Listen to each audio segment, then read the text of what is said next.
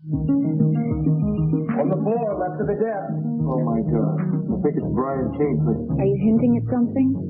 Like maybe this was a non-accident? 3 fail-safe units fail catastrophically at the same time. A housekeeper who's part sex kitten, part nuclear scientist. Are you the housekeeper? Yes. If you want to spend your evenings with a computer, be my guest. I prefer human companionship. You're making a bomb, weren't you? Austin, you don't know what a good time is.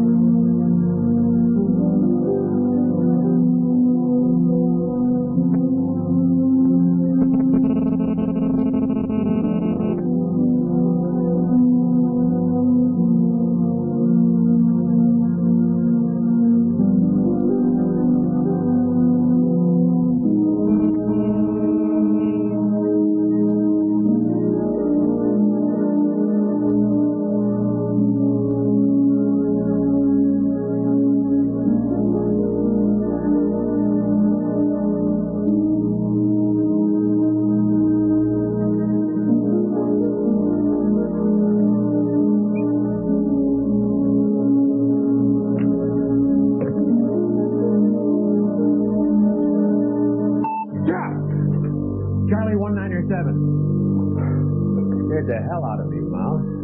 Are you supposed to be patrolling in the biomedical wing? Nice talking to you, too.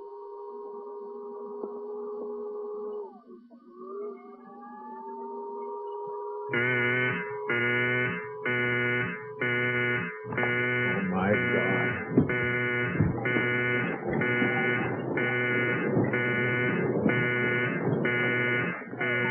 There's been some kind of explosion in the nuclear design lab. Radiation? Look, hold. Check the seals. Make sure the airlocks are secured and functioning. Contained, we're okay. If not, we have a Code L long condition.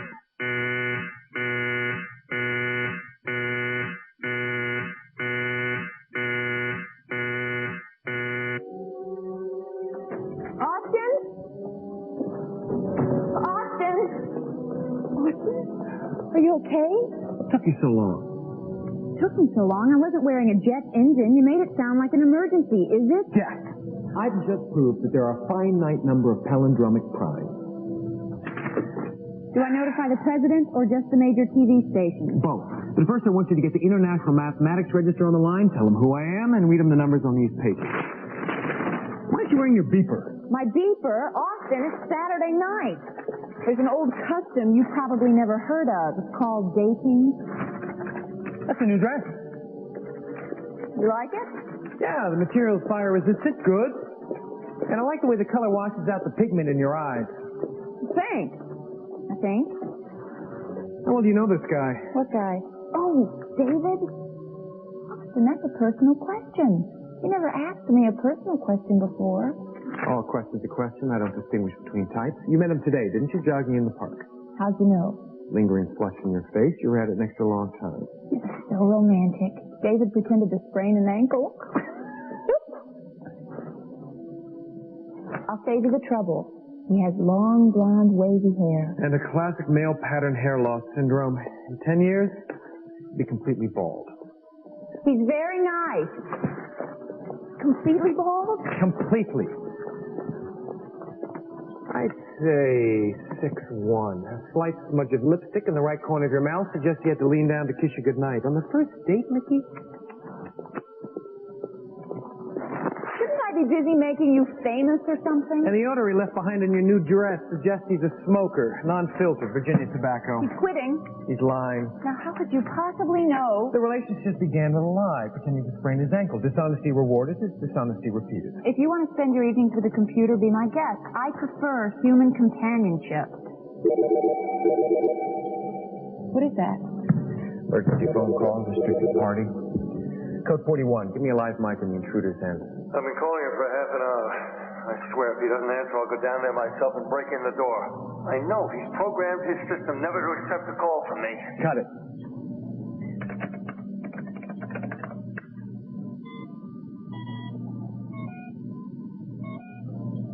Howard. Calling from a phone booth outside Serendip. He sounds upset. I'm going to regret this. Patch it in.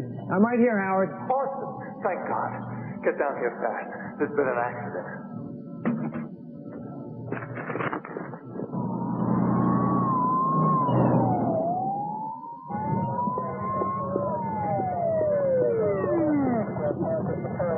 Two men just cover the perimeter. And please, officer, no press beyond that point. Don't worry about it. I can handle it. What took you so long? I haven't been able to reach Kingsley or Putnam either. Saturday night, Howard. Well, we're clean out here, and the NDL lab seals are holding fine. How long has this been going on, nuclear materials at Serendip? A year, maybe longer. It was an experiment passed by the board. It needed a good-sized atomic pile. You were building a bomb? Absolutely not. If it's any of your business. Who is this girl? The secretary you said I needed. Have you been in yet? In? In there? We have to make sure it's contained. I'm an administrator, Austin. My role is out here. Liaison to the media. Concerned but assured. Nobody handles a PR crisis like Howard Milhouse. It's good practice for a financial crisis, environmental crisis, legal crisis, and corporate identity crisis that comes next. Sit on and make it look broad in the shoulders. You better tell me about the experiment. We thought we had a way to make protons decay. Would have been the perfect energy source. Didn't work.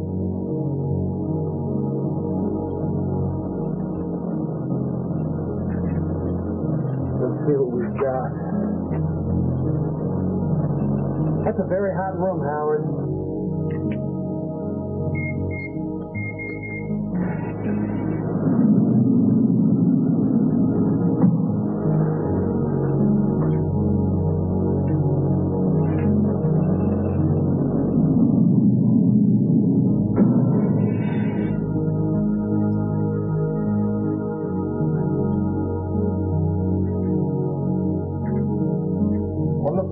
The death. Oh, my God. Who is it? I think it's Brian Kingsley. I'm almost sure that's his suit. He always wore pinstripe. Herbal tea? Sunflower seeds? Kingsley was a fanatic about his health, wasn't he? Yeah, I played tennis with him. Tennis? Man in there has a knee injury. Got it about 6 months ago. He said it didn't bother him. How do you know the man in there has a bad knee? The shoe? Scuff mark? Something happened, he shipped the wear to one side. To the degree of shift, it was most likely a knee injury. Scuff marks also went to me to lefty. Is Brian Kingsley left-handed? Yeah. He couldn't still be alive. Could he? I mean, there's no chance? No, everything in that room is dead. Including the bacteria. What's that? Mental security. Probably tripped something on the way in. I'm done, though. Charlie 197.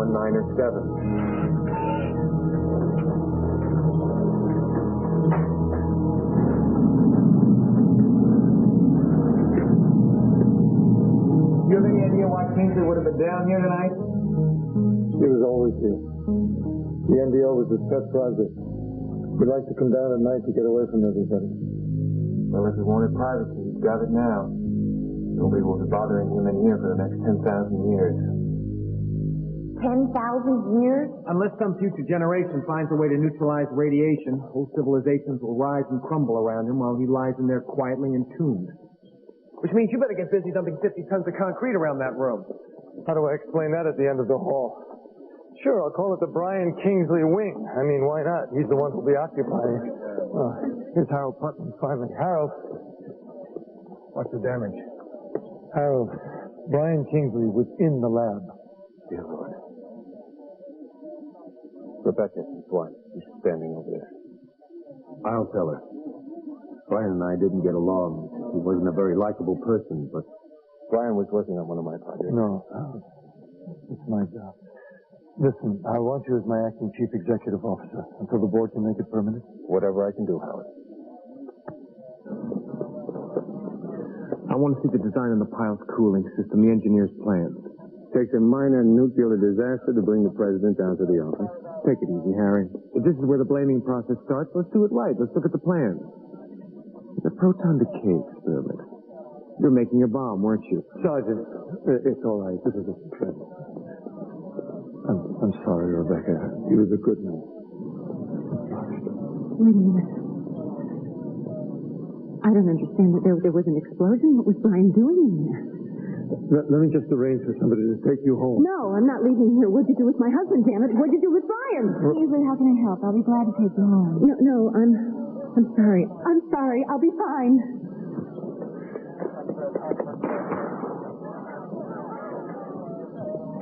All right, Austin, we have to face the media. No, you and Harry face the press, Howard.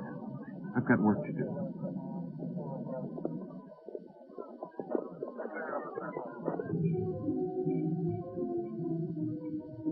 the explosion was here on the other side of the design lab's north wall. Where the uranium was being stored? Right.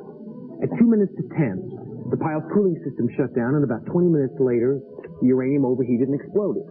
Exploded? Like an atom bomb? No, it was a thermal explosion. The container blew up.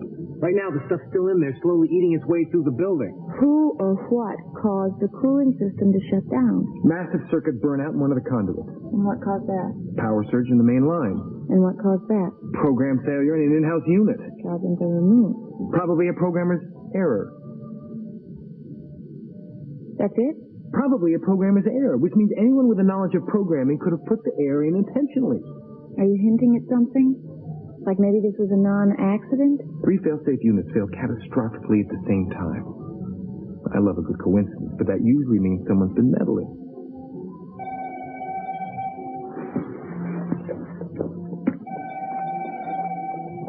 And the suspects are? Well, Austin James resident.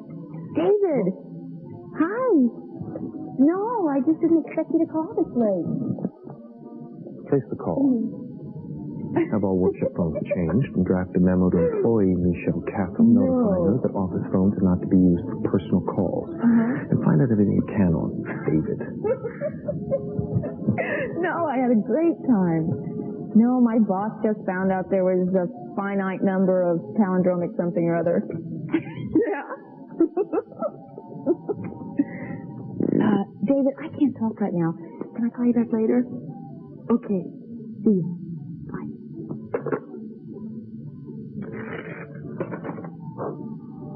Well, David's a little insecure. Insecure? Austin, he was concerned. He was concerned about the impression he made on you tonight. A simple question like, did you have a good time, is really a demand for recognition as the superior member of the Pair Association. Austin, you don't know what a good time is. How was Rebecca Kingsley tonight? I think it was obvious. Why? I kept tabs on her eye contact. She almost never looked at anybody. But when she did, 5 out of 6 times, it was Harold Putnam. Okay. Now tell me what that's supposed to mean. It's information. Information always means something. Especially when a murder's been committed.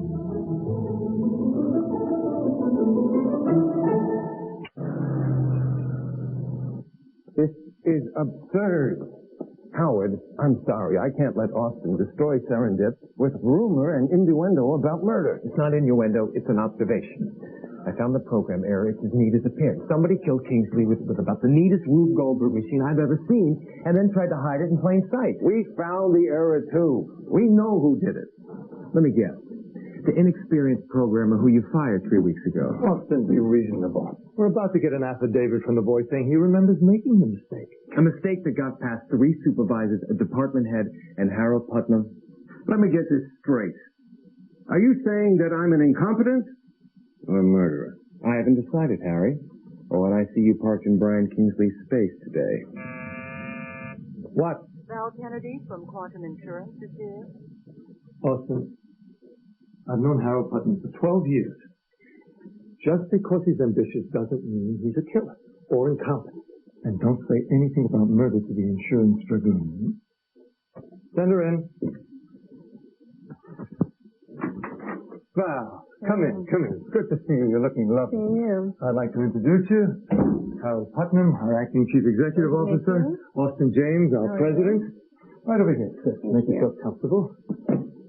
It's good to know our insurance company is right by our side on this one. We can accept the check anytime. There's a hold on that, Mr. Millhouse, until the investigation is complete. Investigation? Well, there are some unusual circumstances. What circumstances? 6 days ago, Mr. Kingsley took out a $2.5 million life insurance policy from our company. And you suspect? Suicide. Looks like a textbook case. And if so, Quantum's responsibility with Serendip is in question. Brian had absolutely no reason. No money problems, no health or marital problems. Marital problems are sometimes hidden, Mr. Putnam, even to best friends.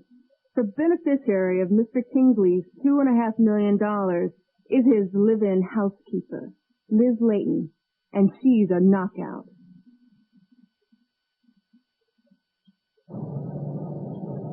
So, the housekeeper seduces him, gets him to take out an insurance policy naming her, then arranges the explosion. A housekeeper who's part sex kitten, part nuclear scientist.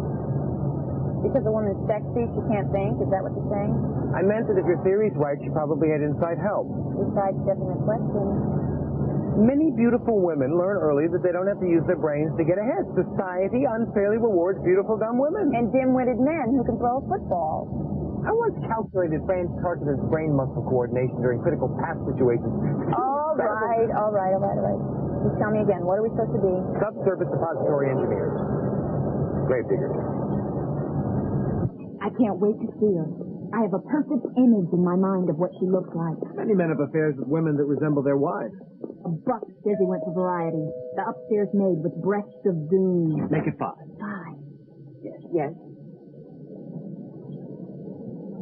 Are you the housekeeper? Yes. The Kingsley's housekeeper? Yes. I'm sorry. We were expecting someone... With breast of doom. I'm Mr. Bentlow. This is Miss Cribb. Bentlow and Son's funeral home. Give us your loved one. We'll do the rest. I'm the new housekeeper. Just started today. Is that right? The other girl got the heave-ho from the missus. She's leaving today. Mrs. Kingsley didn't say anything about you coming. In light of her current tragedy, I can understand her forgetting. But arrangements have to be made. I thought the old guy was locked up in some room for 10,000 years. Oh, he is. But there will be a coffin. With a material substitute in lieu of his body. Oh, don't look at me. Actually, we were thinking more along the lines of some meaningful personal effect. For instance, there was a millionaire lost at sea last month. We buried his Rolls Royce. A favorite suit and tie will suffice. Miss Cribb, the bedroom. I think you should wait for Mrs. Kingsley.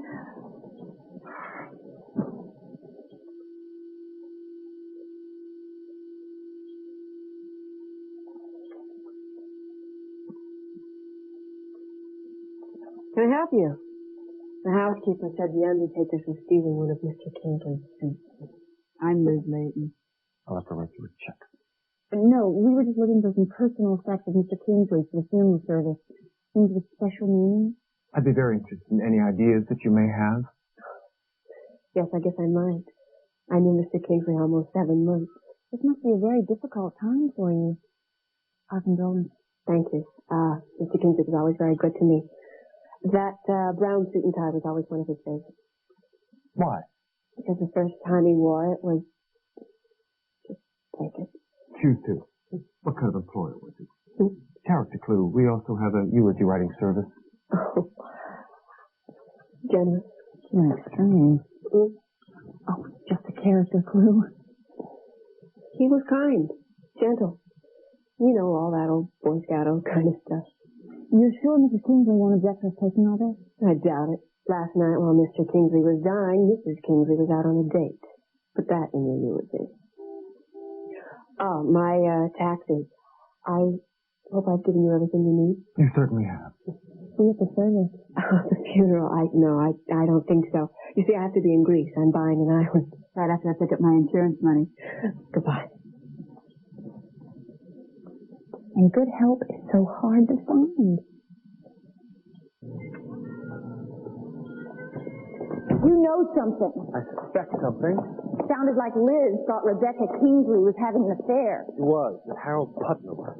Boy, eye contact is everything with you. About 91%. And something else. Putnam started staring at the whiz computer programmer. Whoever put that error in that software was a crook. You could have done it. Of course. What about Brian Kingsley? Yeah, him too? Why? Quantum suicide theory. Maybe he did kill himself. Would you kill yourself with somebody like Liz in your life? Forget I asked that. That's interesting. What's interesting? Almost brand new.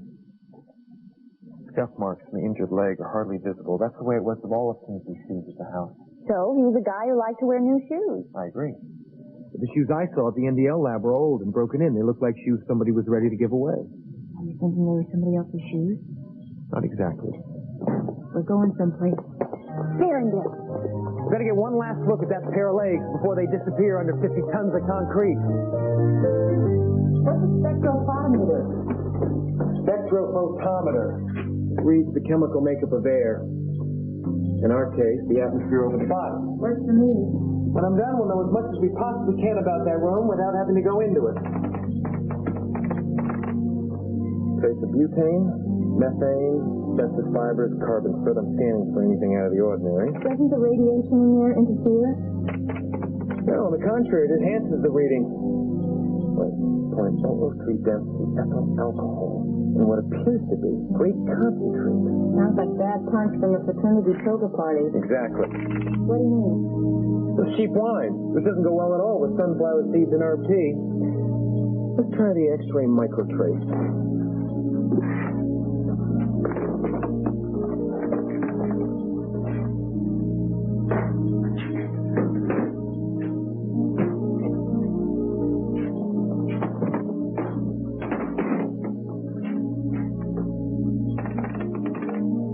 No scar tissue on the joint? No ligament, cartilage damage, just some minor calcium deposits. So where's this famous knee injury that scuffed up his shoes? It isn't there. It's something else. The man in that room is a right-hander. You sure? Yeah, there's a slight asymmetry in the bone structure from years of favoring the right side. It's my own diagnostic technique. So what you're saying is that the shoes are Kingsley's, the pants are Kingsley's, and the socks are Kingsley's. But the legs in that room belong to somebody else.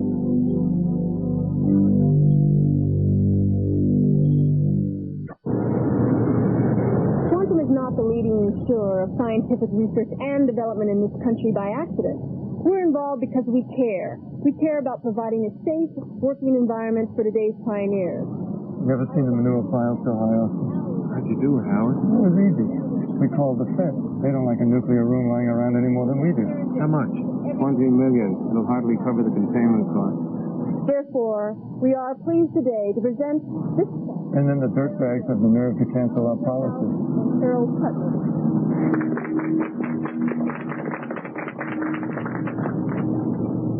Austin, what you gonna tell them? This time I'm going to watch. Let Mrs. Kingsley have the honor. It's classical experimental method. Put the elements together and observe the explosion. No one can ever replace Brian Kingsley. But with help from the good people at Quantum, men and women can continue to pursue his dream for a newer and a safer world. As you know, Quantum also provided life insurance for Serendip executives. Following the wishes of Brian Kingsley, we'd like to present this check for $2.5 million to his dear friend, Miss Liz Layton.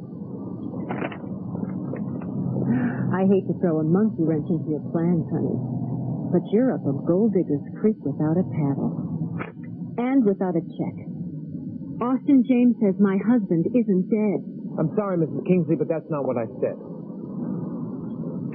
What I said was the dead man in the NDL is not Brian Kingsley.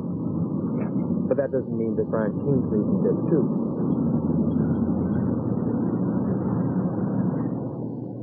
Your experiments just exploded.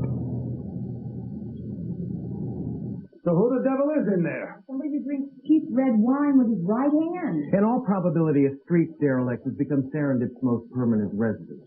The latest in an incredible series of Austin James observations. So, you no longer think I'm the murderer? Don't worry, Harry. This doesn't necessarily let you off the hook. I do not believe for a second that Harold killed anyone. Now you can provide a better alibi than that. Why, you little chunk of sailor bait. You know what I say? I say that the two of them did in poor Brian. He's been having an affair for months. And just what were you doing with my husband? Ladies, please try to bring some dignity to this moment. There is no proof that the body in there isn't Brian's. So can I please have my check? Unless we prove absolutely that the body is Brian Kingsley, we will not pay off any life insurance policy. But we can't prove that it's Brian. Sure we can. Give me 10 minutes. All right. Now our problem is this. No human being can go into the lab and survive, but the mouse can. The only trouble is that the body is located in a spot that the mouse can't maneuver to. But with the camera mounted this high, we'll be able to see the face when the mouse gets within 6 feet. Is there any danger? No, I've programmed it to make sure the outer door is closed before opening the inner one. Here we go.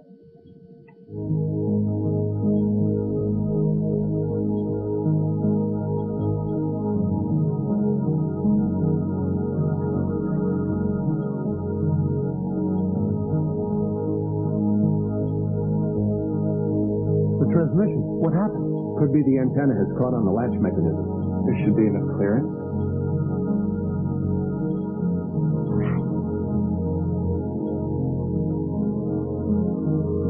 It left the outer door open. The program hasn't reached that subroutine yet.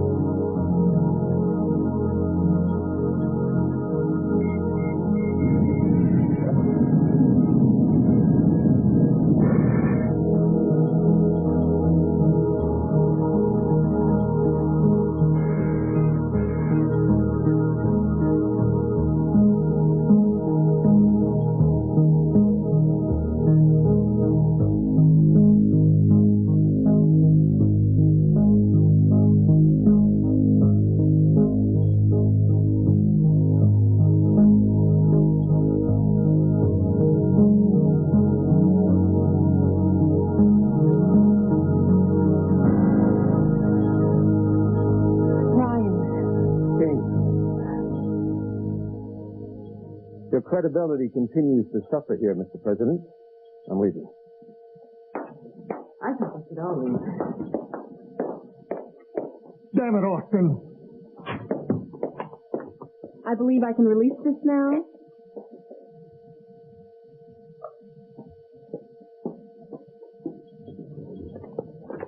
Austin? I'll meet you outside. Just a few minutes, Becky.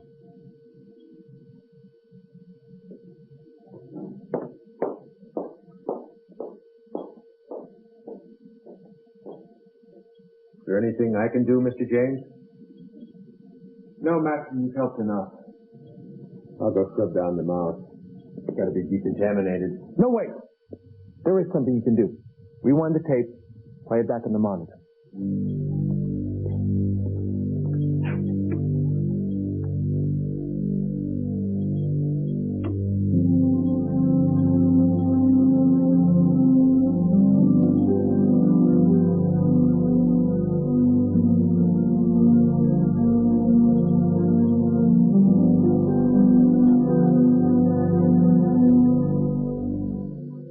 Okay, so it was Brian Kingsley in there, so you were wrong.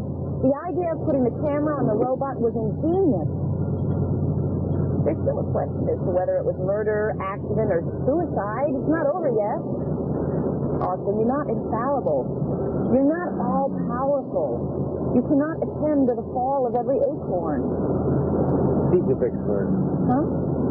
During the Civil War, the people of Vicksburg were so hungry and destitute, they ate dogs and rats and made tea out of acorns. What does that have to do with Brian Kingsley? I said acorns, it made me think of tea. Why? Is it thirsty? Get serious. I don't know why. Because it's a popular drink. Because I drink tea. Because Brian Kingsley drank herbal tea. Because my mother makes spice tea at Christmas. Because... Turn around. Why? Because it isn't Brian Kingsley in that room. Austin? Turn around and step on it or we'll be too late.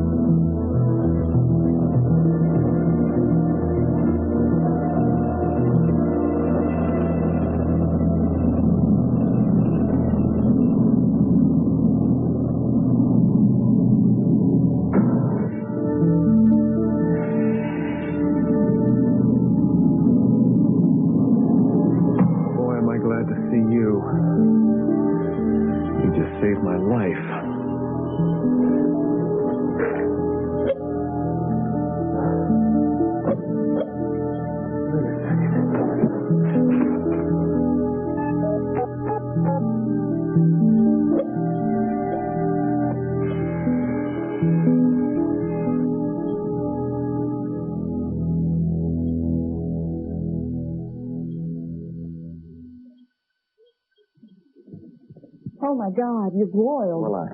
Two large persons just scrubbed me down with wire brushes. It takes a little skin off. Lucky the mouse showed up. Wasn't luck. Cheap design. That robot? Cheap? It reads its orders in a loop unless specifically instructed otherwise. When I programmed the mouse to take the video camera into the lab, I was in effect telling it to repeat the maneuver endlessly. You were saved by a blithering idiot? That's one way of looking at it. Could you see who hit you? No, he was wearing a radiation suit. And something else. A brand new pair of shoes under the boots. How could you know that? I heard them squeak when he walked. Kingsley shoes. Yes, Kingsley shoes. But this time, Kingsley was in them. He's alive. Austin, you're doing it again. We just saw Kingsley lying down dead in the nuclear design lab. Did we? Let's take another peek.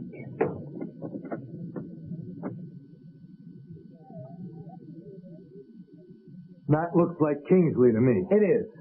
But here's what I want you to see.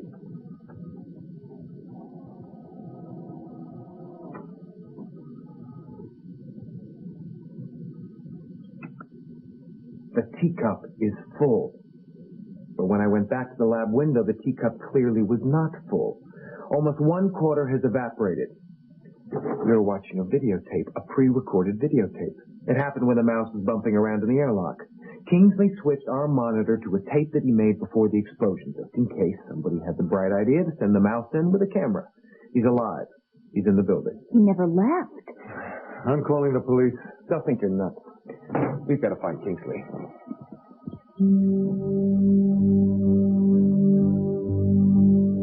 I get it now. Kingsley picked up some poor street person who matched his general description. But then how did he get the body into the NDL lab without anyone noticing? He had help. A lot of it. Liz. Well, Liz had to know about it so they could get the insurance money. But he had inside help, too.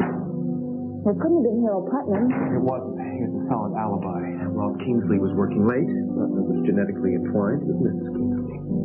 Then who? I have an idea, but... It's... the lair. This is where Kingsley's been hiding. Juice, sunflower seeds. But we're too late. The bird is flown. No, somebody would have seen him. Not if he went out the same way he got the wino in, which is... You're giving me that look again. How should I know? Registered mail? He couldn't have gotten out. Everybody's watching. He's out or on his way. How? Same way he got his surrogate lab replacement in without anyone seeing. By making it obvious. By making you sign for it.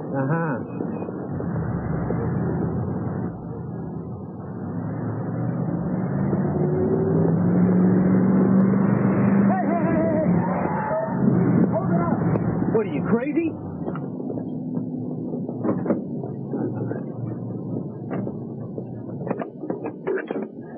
Hey, get out of there. What are in these? Who wants to know? The president of Serendip. Hey, I just load them and unload them. Delivered the day of the explosion. Teledyne computer system. Nice big boxes. Those boxes are empty, pal. All but one.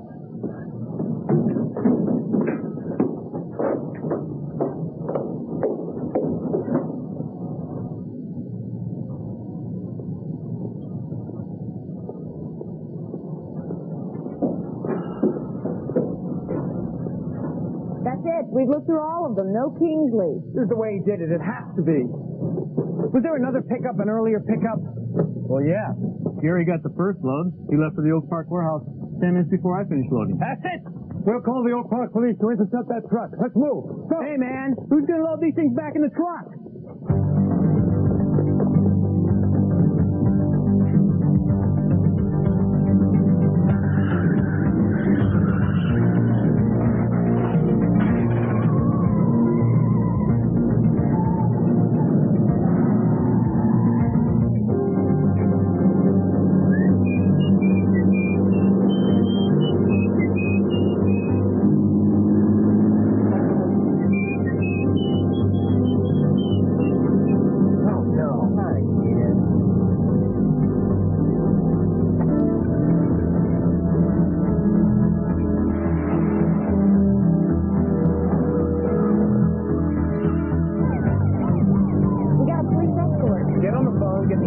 Dispatcher's office and tell them to hold that truck.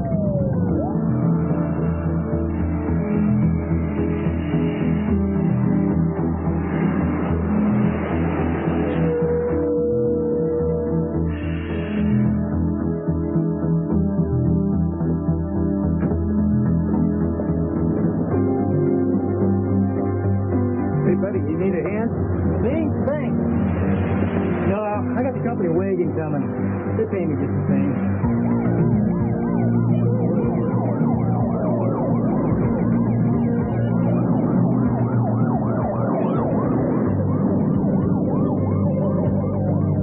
You sure it's the right truck? You're absolutely sure? Okay, thanks. The dispatcher said that Gary guy just called in. His truck broke down. He's behind it somewhere. Then why didn't we see it? I think it's getting ridiculous. But that's pretty normal for us, huh?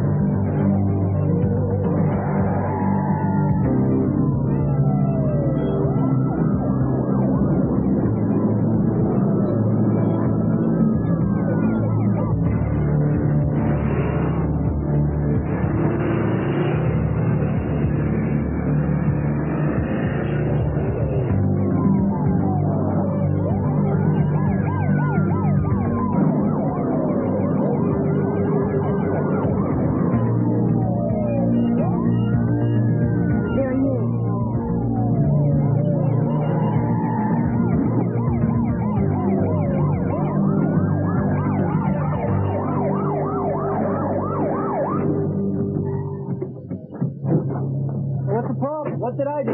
Open the back of the truck.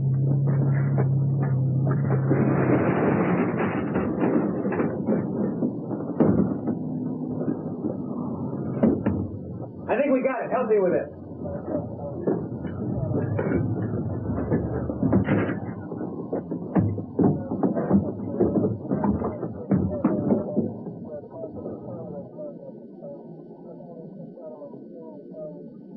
It's Kingsley.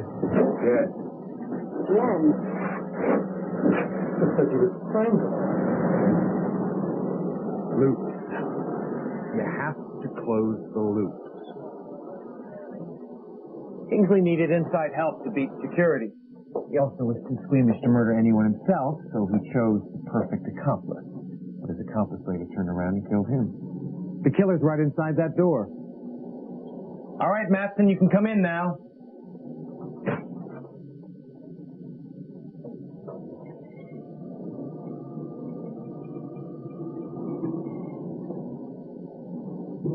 Kingsley smuggled his victim into Serendip alive. Once inside, the robot killed him. Kingsley had programmed it to strangle anyone found hiding in an teledyne crate. But then he made a mistake. When it was time for him to escape Serendip, Kingsley went back to the robot for help. He needed it to steal the crate and make it look authentic. But he forgot to remove the killer's program. And as I found out in the airlock, the robot repeats its instructions endlessly. When he climbed into the crate, the robot did just what it had been programmed always to do. Again.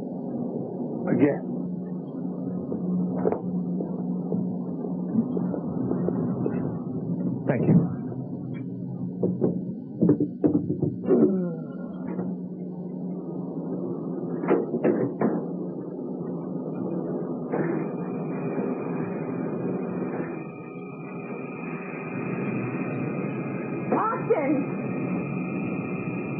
Austin! Command override, Charlie 135. It caught Kingsley by surprise. He didn't have time to give the voice command to stop it. So was it really the old shoes that gave Kingsley away? He's too vain to waste any of his good pairs on a dead man. I've seen stupider mistakes. Here. That's for you. $5. What's that for? I pay my debt. Oh, Liz. Ooh, guess you won't be getting that money for the Greek island. She and Kingsley must have thought they had it made. Austin, what is a palindromic prime? A metaphor for life. You finish at the same place you start out, and it's all divisible by 11. I wish David would call. Did you know he was the worst speller in Mrs. Rutledge's 6th grade class? Who? He never finished college. He drinks martinis, he has a plastic implant in his chin, and he watches professional wrestling. How could you possibly... Here, look at this.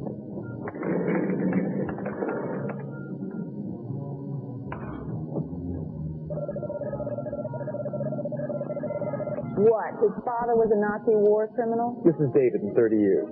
My David? Computer extrapolation based on composite of photographs of David, his older brother Phil, his dad, and a great uncle named Keeper.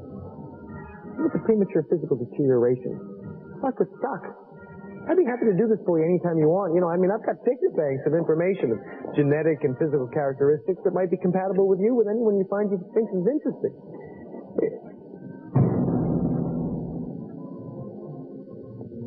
Maybe if I hadn't included the train wreck and the 95th fall, it would have looked better.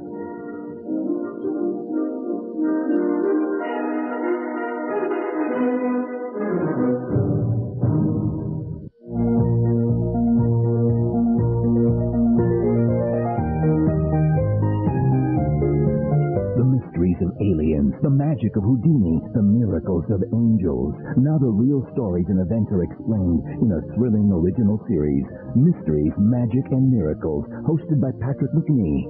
Coming up next.